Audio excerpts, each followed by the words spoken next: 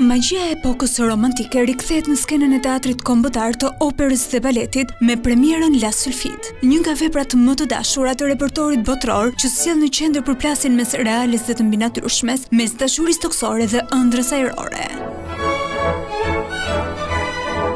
Në qendër të historisë është James, një iri që zgjohet nga një puthje e lehtë për të përballur me Sulfiden, krijesën e ajrit që e thërret drejt botës së saj të padukshme.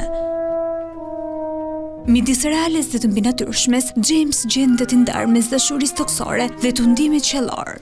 Është një histori dashurie e pamundur, është një histori dashurie të bukur, midis një djaloshi dhe një krijesë ajri, është një imagjinat ku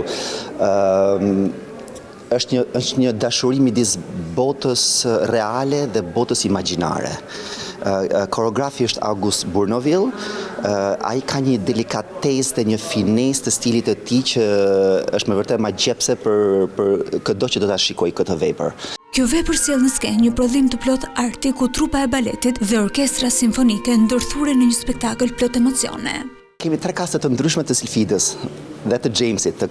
Kemi 3 kaste sepse secili nga balerinët jep diçka speciale, diçka nga vetvetja, për atë rol aq delikat sepse nuk është vetëm teknika, por është edhe brishtësia dhe delikatesa e balerinës së Sylfides që duhet të rrit pothuajse të lëndrojë në ajër, të eci në ajër.